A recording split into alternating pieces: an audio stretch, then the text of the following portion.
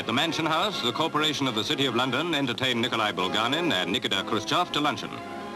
In the absence of the Lord Mayor, who is in America, Sir Seymour Howard presides. Among the British guests is Sir Anthony Eden. The Soviet Premier points out that London and Moscow, by establishing regular friendly bonds, have contributed to the recent easing of international tension. We need, he says, friendly ties not only between cities, but between states and peoples. That is why he and Khrushchev have come to seek understanding with Sir Anthony Eden and his colleagues. A visit to Oxford is part of the next day's program. The Russian leaders must be struck by the contrast between these ancient towers and lawns and the brand new university which dominates the skyline of Moscow. Yet they must reflect that both are devoted to the same purpose. Oxford students are ready as ever to express their views, apparently mixed.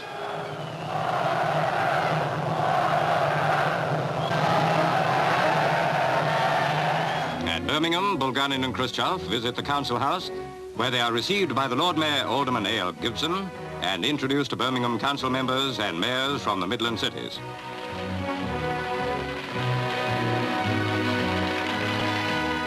Bulganin signs the Council's Distinguished Visitors Book, followed by Khrushchev.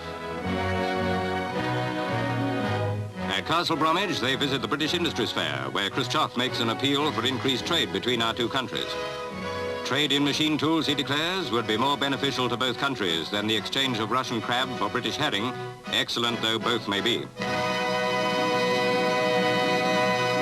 The R.A.F station at Marham in Norfolk is the next port of call. A B.I.F Viscount brings them from Birmingham. R.A.F police, both human and canine, are on parade as the Russian visitors step from their plane. The Soviet Prime Minister inspects the R.A.F Guard of Honor. Pilots of Canberras, Hunters and Valiants are ready to put on a flying display for their visitors.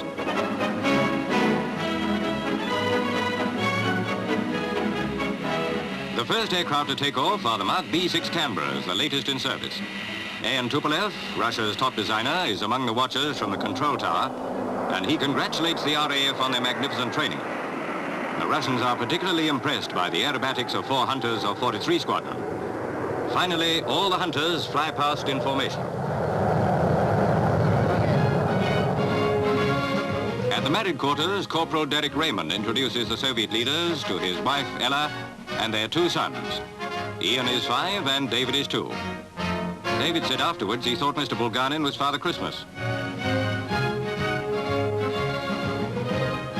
Corporal and Mrs. Raymond invite the Russians into the house. You have a very lovely home, Nikita Khrushchev tells them.